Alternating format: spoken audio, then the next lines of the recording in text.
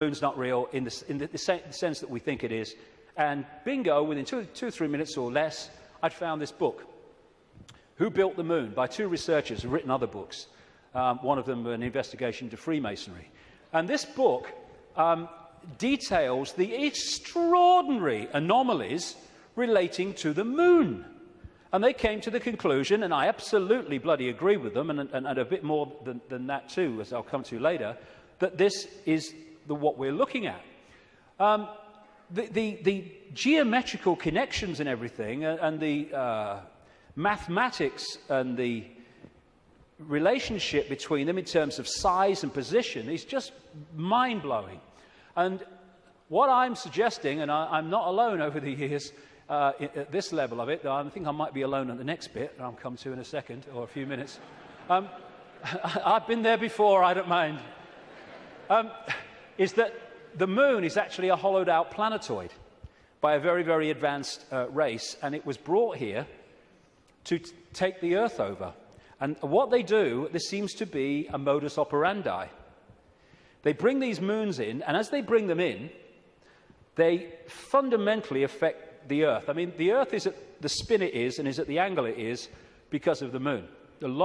Massively so, anyway, because of the moon. So when they come in, bingo, things change, and the society that was there before ain't there anymore. And then gradually they take them over in ways that I'll come to. So when the moon came in, and again, it's so important to come back from the holographic world to the base construct. We see a solid moon, yes, in the play-out world. But back here, it is an energetic construct in the metaphysical universe. And as it came in, and other things that happened, which I talk about in the book, it created this distortion in the information construct of the waveform information base of this universe. And as it did so, it was played out here in all this catastrophe and stuff that I talked about and the ancients talk about. It was played out as this great geological catastrophe and the great flood and all the rest of it. And what is a common theme that they talk about, the ancients, in relation to this? The earth turned over. And you think, how the freaking hell can the earth turn over? Well, what happened? What happened when the moon came in, the earth turned over? It's at an angle that it is today because of the moon. And so the distortion brought an end to the world that was there before, and we basically went back to rubbing sticks together because of what happened. And that distortion was played out in the human mind, the human perception, the human psyche, and we completely changed our perception of the world and who we are, where we are. So in Who Built the Moon, like I say, I do recommend it, the way it looks at the anomalies and everything, and the connections between these 3 bodies. And these mathematical, geometrical connections only apply to these 3 bodies in the solar system. They don't play out against the other planets, just these 3. And the moon is so perfectly positioned that because of where it is, when we have an eclipse, it is the same size as the sun. That's why we have the eclipse. And the authors of Who Built the Moon say this: the moon is bigger than it should be, apparently older than it should be, and much lighter in mass than it should be. It occupies an unlikely orbit and is so extraordinary that all existing explanations for its presence are fraught with difficulties, and none of them could be considered remotely watertight. When you go on and you say, where'd the moon come from, you get this story. And like so much in what we call science, that people take it as fact, it's actually a theory which repeated becomes fact. But then you go back and you find that it's the theory. And the first one is the moon was created by what's known as the whack theory, or the big whack theory. And that is that a Mars-type planet came in, smacked the Earth, great chunk came off, and became the moon. When the physics of that didn't work out, they came up with the double whack theory, where the Mars-type planet hit the Earth, bit comes off or whatever, and then the Mars-type planet thinks, well, I'll give him one with the right, I'll give you one with the left, comes back and whacks it again, the old 1-2. Talk about bloody desperate. And the truth is, and honest scientists will tell you, they have no bloody clue where the moon come from, and it shouldn't, by physics, be there. This guy, Isaac Asimov, a Russian professor of biochemistry, did a lot of writing on this sort of stuff, and he said this, quite rightly: we cannot help but come to the conclusion that the moon by rights ought not to be there. The fact that it is one of those strokes of luck almost too good to accept. Small planets, such as Earth, with weak gravitational fields, might well lack satellites. In general, then, when a planet does have satellites, those satellites are much smaller than the planet itself. Therefore, even if the Earth has a satellite, there would be every reason to suspect that at best it would be a tiny world, perhaps 30 miles in diameter. But that is not so. Earth not only has a satellite, but it is a giant satellite, 2,160 miles in diameter. How is it then that that tiny Earth has one? Amazing. Some scientists don't even talk about a planet-satellite relationship, but a planet-planet relationship. The moon's bigger than Pluto. The best explanation for the moon is observational error. The moon doesn't exist, that scientist said. Another one from NASA: it seems easier to explain the non-existence of the moon than its existence. And then we get the hollow moon. This is what I'm saying, and others have said, is that it's a hollowed-out planetoid. In November 1969, the moon was hit by a lunar module to the equivalent of 1 ton of TNT. The shock waves built up, and NASA scientists said the moon rang like a bell. Maurice Ewing, a co-director of the seismic experiment, told the news conference, "As for the meaning of it, I'd rather not make an interpretation right now, but it is as though someone had struck a bell, say in the belfry of a church, a single blow, and found that the reverberation from it continued for 30 minutes. It got a bigger smack eventually, which I'll come to. Frank Press from the Massachusetts Institute of Technology, MIT, said that for a rather small impact to produce an effect that lasted for 30 minutes was quite beyond the range of our experience. This is a guy called Gordon MacDonald. He said in the early 1960s, it would seem that the moon is more like a hollow than a homogeneous sphere. And this guy from MIT said the lunar orbiter experiments had vastly improved knowledge of the moon's gravitational field and indicated the frightening possibility that the moon might be hollow. Now, we'll come to this bigger whack.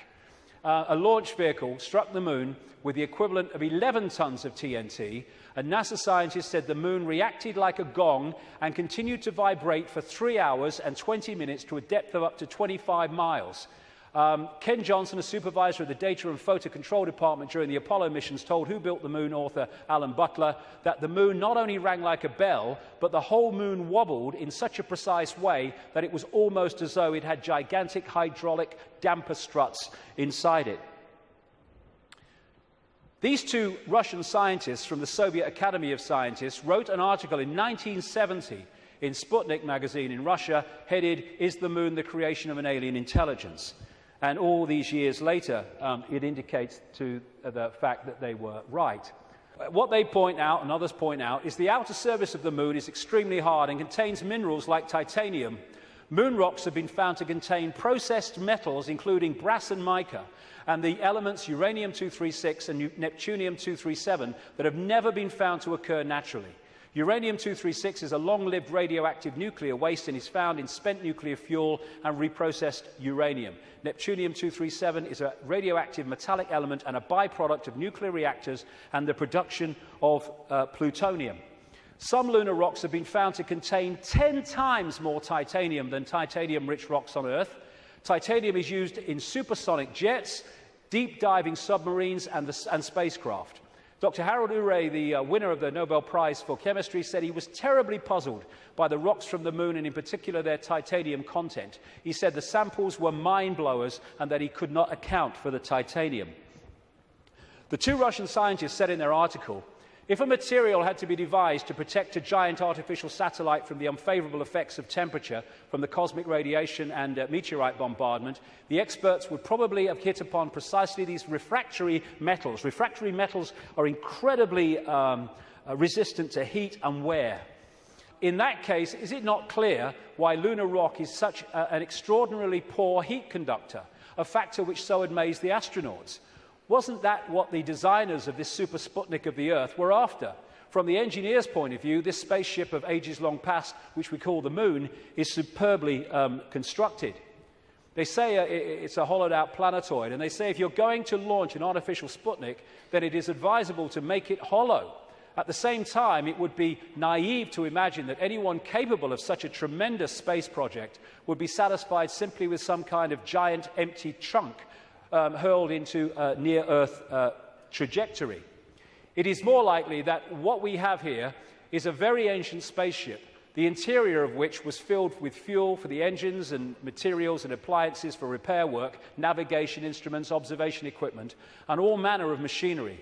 In other words, everything necessary to enable this caravel of the universe to serve as a Noah's Ark, appropriate, of intelligence, perhaps even as the home of a whole civilization, envisaging a prolonged thousands of millions of years existence and long wanderings through space, thousands of millions of miles. Naturally, the hull of such a spaceship must be super tough in order to stand up to the blows of meteorites and sharp fluctuations between extreme heat and extreme cold. Probably the shell is a double-layered affair. The basis is a dark armouring of about 20 miles in thickness, and outside of it some kind of more loosely packed covering, a thinner layer averaging about 3 miles. In certain areas where the lunar seas and craters are, the upper layer is quite thin, in some cases non-existent. And as this scientist said, the Moon is made inside out. In other words, what's on the outside should really be on the inside, and that supports the idea of a hollowed-out planetoid. So, when I started to put this together, and there's a lot more of this in the new book, I then called the Oracle in South Africa, Crater Mutwa, and I found Zulu legends to be incredibly accurate with their symbolism. And this is the thing, symbolism. You get these anthropologists and people, they go around and they look at these shamans and these ancient stories, and they take the blooming things literally. Now, like I said earlier, we now have the tools which make it easier for us, because technology is mirroring reality, therefore we have the analogies. When these ancient stories were put together, they didn't have that. They had to try to get their point across in simple ways that people at that time could relate to. So they used symbolism.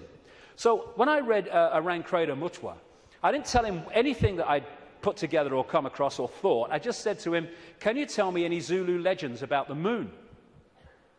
And he said, yes, we consider the Moon to be an egg. Now, when you take that literally, you say, the Moon's an egg, the anthropologists, the primitive people you know. But no, they symbolize it as an egg for a reason. And this is what he said. The legends, the Zulu legends, say that the Moon was brought here hundreds of generations ago by two brothers, Wawani and Umpanku, who were the leaders of the Chitahuri. They were known as the Water Brothers and had, quote, scaly skin like a fish. Now, this story relates almost exactly to the stories found on ancient clay tablets in what is now Iraq, Sumerian accounts of the Anunnaki, a non-human race, I would say reptilian race, that came to the earth in the same way that other parts of the world, in the ancient world, talk about. And the Anunnaki, according to these accounts, were led by two brothers called Enki and Enlil. And at least one of them, Enki, was symbolized under another name too as in relation to water, exactly the same as this. Zulu legends tell of how Wawani and Umpanku stole the Moon in the form of an egg, and this is why they symbolize an egg, not because they're primitive, from the great fire dragon, and emptied out the yolk until it was hollow. They then rolled the Moon across the sky to the Earth and caused cataclysmic events on this planet. Zulu legends also say that the Chitahuri threatened to move the Moon if humans didn't do what they said because of the devastation that would cause. What the two scientists said about this 2-3 mile outer kind of protection, followed by a 20-mile impregnable layer, explains one of the anomalies of the Moon, which the craters are pretty much of universal depth. even though the scale of the impact and the size of the crater can be massively different. The depth is about the same, really, within a very short ratio, and that's, the scientists say, because it goes into the outer layer, the kind of buffer, but it can't go further than this inner protection layer that is impregnable. This guy, Don Wilson, wrote a book in the 70s called Our Mysterious Spaceship Moon, and these are some of the anomalies that he lists, and there are others that can be explained by what we're talking about. Why the moon is a freak world, too big and too far out to be a natural satellite of Earth. Why the moon has such shallow craters. Why some moon rocks are older than Earth and as old, at least, as the solar system. Why the moon seems inside out. Why the moon vibrates like a huge gong, transmitting tremors great distances around and through itself. How the moon can produce so many contradictions of data and findings. And I think it was in 2001, there was a series of people who spoke at the National Press Club in Washington, who were insiders of government projects and space projects, etc., who came out to give evidence on things that they saw and were covered up and have never come to light. And one of them was this man, Sergeant Carl Wolf. He was a precision electronics photographic equipment engineer based at the Langley Air Force Base in Virginia. That's the CIA Air Force Base. One of the planes in 9/11 flew out of that and never got there, wasn't meant to. But what he told at the press club was that he was called across to part of this base where they were putting together what they called mosaics. As the craft were flying over the moon and photographing it, they were taking different photographs and piecing them together to complete the landscape. And they had a technical problem, so he went over to try to help them out with it. And then a guy there who was working with his mosaics showed him something of interest. And this is what he said at that presentation in Washington. Then he pulled out one of these mosaics and showed this base, which had geometrical shapes that were towers. They were spherical buildings, they were tall towers and things that looked somewhat like radar dishes, but they were large structures. If I compare it to what I have seen now, because I do have photographs that have artifacts in them that are similar to what I saw, they're massive. And this is a thing, you think about the moon, massive. This is a thing that comes up. The structures and technology and, if you like, spaceships that these people work with, some of them are absolutely enormous, beyond our comprehension, because they've crossed that Rubicon of understanding how reality works and therefore what possibility is. Some of these structures are half a mile in size. They're huge structures. Some of the buildings seem to have very reflective surfaces on them. A couple of structures that I saw reminded me of cooling towers at power generating plants. They had that sort of shape. Some of them were just very, very straight and tall with a flat top. Some of them were round. Some of them looked like Quonset huts and with a dome, a kind of like a greenhouse. The particular shot that I saw, there were several clustered together over the landscape, a fairly large landscape. And other people at that press club presentation talked about how NASA systematically smudged out or removed any non-natural artifacts that they showed on the surface of the moon. And this documentary called Moon Rising, you can watch it on YouTube, I think, looked at photographs taken by something called the Clementine mission in 1994, I think it was, which took 1.8 million photographs, digital photographs of the moon. And you see the way that some things on the landscape were just blocked out. I mean, what's behind this? There's loads of these things which they've blocked them out. And then there's this, which has been smudged out. If you take it from another angle, there it is. What the heck is that? One of the kind of astounding things in this documentary is that they said they took this picture to a photographic expert who's worked with NASA, and he estimated that this was 10 times the size of Los Angeles. Because you're dealing with phenomenal understanding of how to create this technology.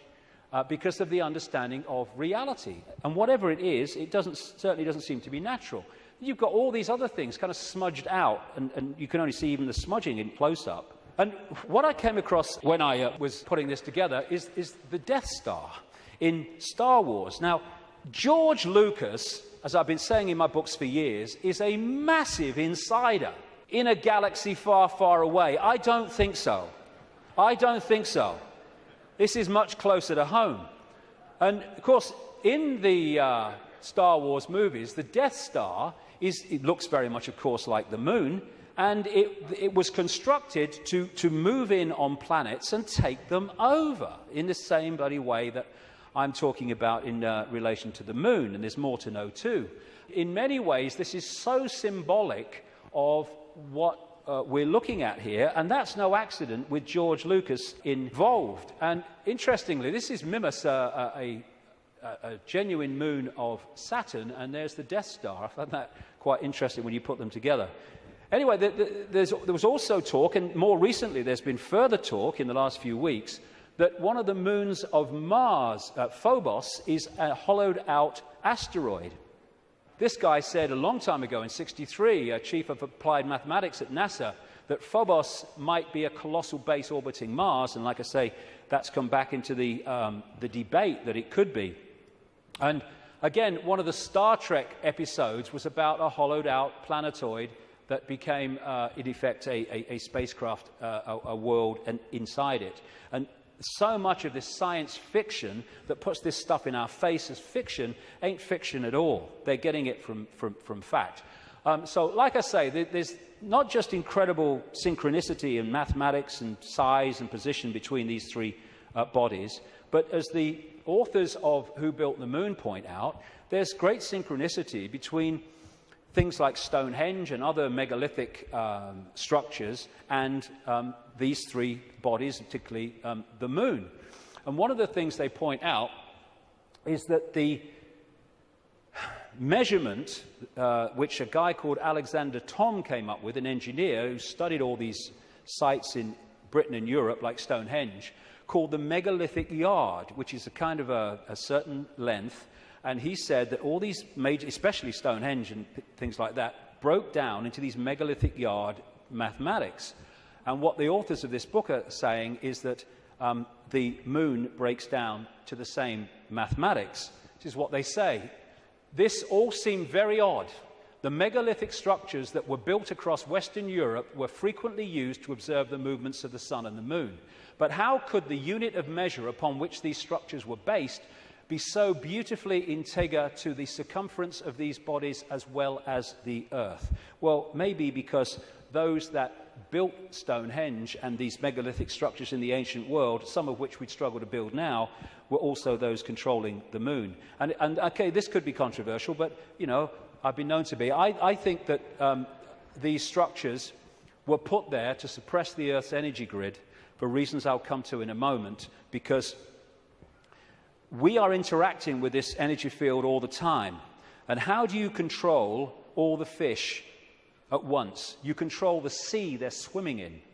And the way to control humanity and suppress humanity is to suppress the energy field and the energy and information available in that field that we can access. And these fantastic structures were not done by humans alone, let's say that. Now, this is where I am probably alone for the moment. I don't think I will be forever, but there you go. When I was, I do this more in detail in the book, but I'm trying to connect dots here. What I came across when I was putting all this together, again, was something I've termed the moon matrix. The first section today is absolutely crucial to understanding how this can work. The moon matrix is a broadcast frequency coming from the moon, which has, in effect, hacked in to the human body computer and to the virtual reality universe in general, and has created a sub-reality within the wider virtual reality. Because, I keep saying it, but it's important, we see the moon as physical, but actually its base construct, like everything else in this reality, is waveform information. And I would say, and of course I think this is going to become more obvious as the years pass, I would say the moon is actually not just what we've talked about so far, but it's an interdimensional portal. through which entities and energies can come out of one reality through into this one. It's their means of entry. Its position, so perfect, as you'll see if you read not just my new book, but Who Built the Moon. Its position in relation to the moon and the sun is so perfect because that has an effect on creating this sub-reality. I'm saying that this frequency is broadcast from the moon and has created a sub-reality which we are constantly decoding, and that the genetic manipulation of humanity, so widely described by the ancients, was to take this body computer and tune it in, connect it to this frequency range I'm calling the moon matrix. This is Neil Haig's concept of moonopoly. This is the world, the structure that we are experiencing. This box, recurring, round and round, limited world. And I am suggesting that we are being massively influenced. In fact, we have been turned into a hive mind by these broadcasts, which are holding us in a sense of limitation, to the point where it operates as a default mechanism. Soon as you start to awaken, if you don't keep it going and stick with it, then you'll default back, because the pressure of this moon matrix is pushing us into this tiny sense of limitation. So what virtual realities do is they basically hijack the five senses and get them to decode the information in the computer game and take it into reality. I'm saying that this moon matrix has done exactly the same, and it is part of the modus operandi of how planets are taken over in this way. Our five senses have been locked into something else, and we're decoding a fake reality. Basically, we are connected to this symbolically, which is a hive mind, which is why we are so herd-like when we weren't before. And if people are going, "Whoa, okay, what?" Just stick with me, because the layers will go on. What I've been talking about today is the fact that this base vibration from the black holes goes through this cycle, and it elicits different information in the form of photons from the suns, which we decode, and the reality changes. We go through different epochs. What I'm saying is that this moon matrix has hacked in to that photon energy stream and has done what the Chinese authorities have done to the computer system in China. They have stopped us accessing vast amounts of the virtual reality universe that we used to before. Now, if anyone thinks this is fantastic, that we could see things that aren't really there and not see things that aren't there, this is a new scientist. America has just switched from analog to digital television. In the short time of about a year that the analog frequencies are not being accessed because they're going to be filled up by other things like mobile phones, suddenly, for the first time, scientists can see and connect with radio waves from galaxies they couldn't before. Why couldn't they do it before? Because we were watching the flipping telly.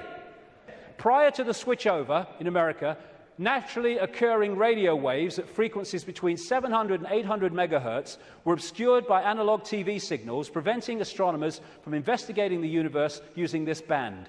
The freeing up of this bandwidth is a once-in-a-lifetime opportunity to see galaxies in this range. Now, you imagine what is capable by this high technology in blocking frequencies so we can't perceive what's there and we perceive things that aren't there. That's what this is doing, I suggest. And I'll add more detail as we go along. In effect, we're operating within a bubble, a virtual reality bubble, within the wider virtual reality universe. And it's connecting in through our crystalline receiver transmission system, same with the Earth, and creating this situation where we are decoding a world that may even not be there, who knows, but certainly is different to the world we think it is. And we go back to this more accurately now. The matrix, I would say the moon matrix, is everywhere. It is all around us. Even now in this very room, you can see it when you look out of your window and you turn on your television. You can feel it when you go to work, when you go to church, when you pay your taxes. It is the world that has been pulled over your eyes to blind you from the truth. What truth? You are a slave, Neo. Like everyone else, you were born into bondage, born into a prison. You cannot smell, taste, or touch. A prison for your mind. I would say that prison for your mind is the moon matrix, which has put us in a vibrational prison that we can only break out of by becoming conscious and therefore vibrating beyond the walls of the moon matrix, which is a frequency range. And if we're not held in that frequency range, that's why society is structured as it is, with its stress and its fear and its war and its conflict, then we start to break out of its perception prison and we start to say, bloody hell, why didn't I see this before? Because you were there, constantly decoding this thing. Now, like I was just saying, never mind what I've just said about some moon matrix. Never mind that. Even by its very position, the moon is fundamentally affecting human behavior and human perception. Because the moon is affecting the Earth tilt, the Earth spin, affecting the Earth oceans, therefore it's affecting us. We're 60-70% water, we must be affected by it. And also, and here we come back to the importance of the first section today, it's also fundamentally affecting the endocrine system, which connects us to the chakra system, which connects us to out there, part of which is the third eye. It affects the hormones that we secrete, which fundamentally affect human behavior, human health, human perception. Not with any matrix, just by being there. And it fundamentally affects this, the pituitary and the pineal gland that give us the sixth sense ability to see beyond the five senses. And what it has done, it has shut down, in so many people, on purpose, the third eye, which in our previous pre-domination mode, we used to perceive vast areas of reality beyond which we can now. Moon comes from moon. The moon, of course, as it goes around, fundamentally affects our perception of time. We have moons because of the moon. It's a monarchy. It's a hybrid monarchy. And one of the major ways they control us, seems to be a modus operandi again, is money, controlled by the Rothschilds. Now, I saw a film some years ago called They Live. It was a B-movie, and it was not just produced and directed. He wrote the music, every bloody thing, by a guy called John Carpenter. You follow John Carpenter's movie-making history, and you will see that he bloody knows a great deal. He'll say he doesn't, he bloody knows a great deal. He does movies and horrors and Satanism and all this stuff, and he did this movie called They Live, and I thought it was very symbolically accurate when I first saw it, but now it's unbelievably accurate. For those who haven't seen it, you go on YouTube, put John Carpenter They Live in, you can see it in sections still today. The story was this. It was set in the future, but the future was about now, because it was a few years ago now. There was a massive economic depression, and this guy comes along with his tools on his back. He's walking around America trying to find a job in the building industry. He gets a short-term one at this building site. At the end of the day, one of the other builders said, do you have anywhere to stay? Because there's a massive economic depression. People are living in tent cities and corrugated iron makeshift villages on wasteland. Exactly what's happening in America now, incidentally. And he's now having nowhere to stay. So anyway, he goes back with him to stay at this corrugated iron tent little village thing on the wasteland. And he starts getting interested because there's things going on across the church, across the way, that seem very strange to him.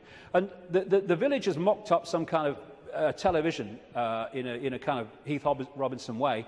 And when they're watching the television, suddenly it breaks out of the main channel, and there's just a man's face on the screen saying, they're here, they're controlling, you don't know, all that stuff.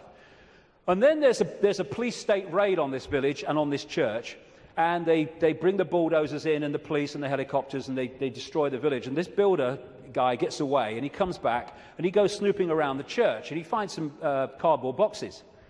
And he grabs one and runs into a back passage behind buildings, and he opens the box wondering what's in it, and there's sunglasses, and he's disappointed. Sunglasses? What are all these sunglasses in a church for? So he thinks, oh, I'll have one. He puts them in his pocket, throws the others away, walks off into the street, and that's where we pick him up. When he puts these sunglasses on, suddenly the world looks very, very different. It looks like this. He starts to realize that there are people that look human to his naked eye that are anything but human when he puts these sunglasses on. Not only that, where he's seeing adverts with his naked eye, drink Coca-Cola, holiday in Jamaica or whatever, what he can see with the glasses on is subliminal instructions: conform, stay asleep, consume, watch TV, submit, and all the rest of it. All on levels that he can't see. Other people who haven't got the glasses, they're interacting with various people, but he can see are not human. He looks at the president making a speech. He's not human when he looks at him through the glasses. Same with a number of people in law enforcement. Newsreaders were the same. And where it goes is that at the end of the movie, they realize that the reason that people cannot see without the glasses, what he can see, is because there is a frequency being transmitted from the top of a television tower, which is preventing the population seeing what they would normally see if that frequency wasn't being broadcast. And what they do is they break the broadcast frequency, they stop the dish working, and people are sitting in bars, and suddenly they can now see the guy next to them's not human. What a bloody laugh that would be, wouldn't it? And there's people out having sex and then realizing, hey, I didn't really come home with you. Tell you